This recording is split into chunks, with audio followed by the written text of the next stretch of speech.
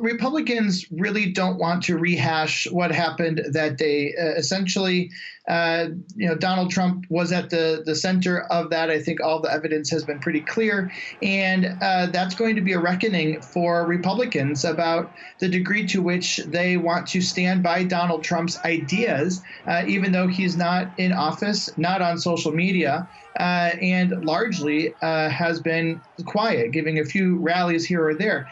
But really, it's the donors who are supporting the Republican Party and portions of the party around his ideas that they have to balance talking about Donald Trump in a positive light and one that is in a negative light if he is to be really his rhetoric anyway associated with what happened on that day. It's not in their best interest to put him front and center. How controversial is it then that two Republicans have agreed to be on the investigating committee?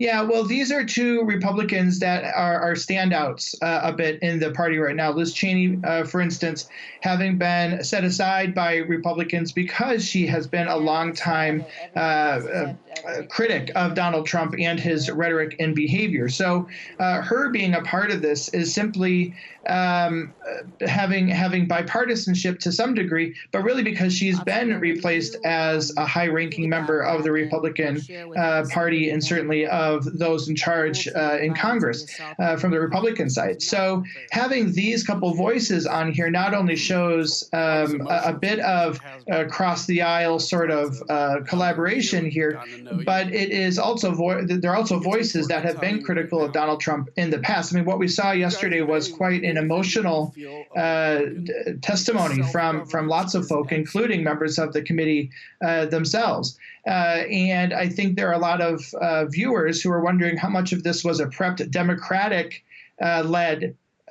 discussion and testimony. So having some Republicans on the committee is kind of a must to show that sort of input from the Republican side, but also these are individuals who have been not on the outs with the party, but certainly right now on the peripheral because of their association with critics of Donald Trump. And as you mentioned, it was an emotional opening testimony. What was key about what the police officers said? Well, I think when we listen to those stories, it reminds us, even those of us who weren't there and some of us an ocean away, how traumatizing it was just to see that sort of behavior at the U.S. Capitol.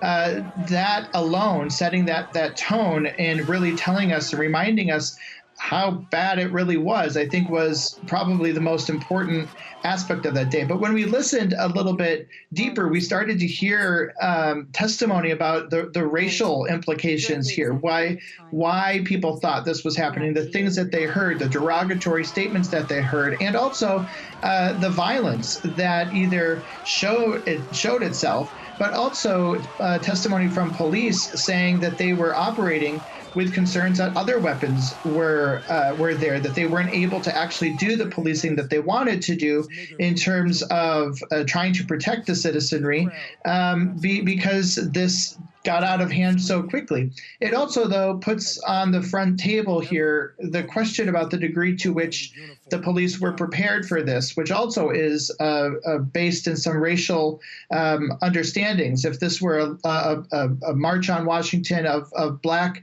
or dark-skinned folk, for instance, the thought is that there would be much more police presence, whereas this was a rally with predominantly white and light-skinned individuals where police were slow to respond, weren't necessarily in force to begin with, and that racial component's really core to, I think, a lot of this testimony that we've been hearing.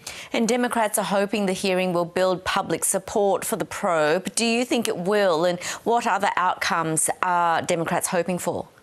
Democrats really need to be clear about, are we interested in getting that minute-by-minute investigation, or is there something larger here that we want to discredit? Either the other Republicans in the room, Donald Trump himself, but also doing so that we're not losing support and this doesn't come across as some sort of Democrat-run performance with a lot of tears, which isn't going to set well with Republican-leaning voters. So what happens next, Robert? Do you think we'll hear from Donald Trump, and what will happen to the more than 500 people who are facing criminal charges for taking part in the riot? Yeah, I mean, that's a great question. The answer is based in politics and how the pollsters and how politicians themselves think that this first hearing went down. Do they think that they have voter support versus do they think they'll get voter support?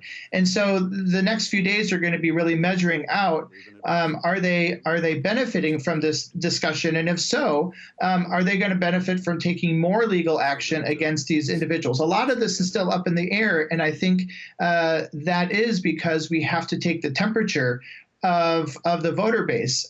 Donald Trump himself, of course, thinks this is a sham and a witch hunt, as he's always said.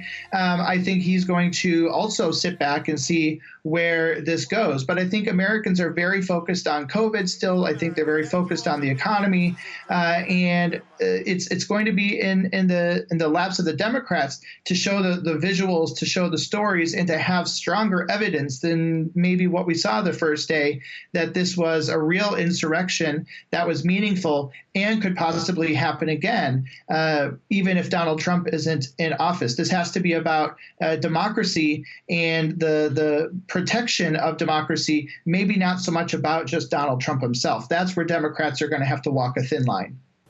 Robert Gutsche, thank you so much. Great to talk. Thanks.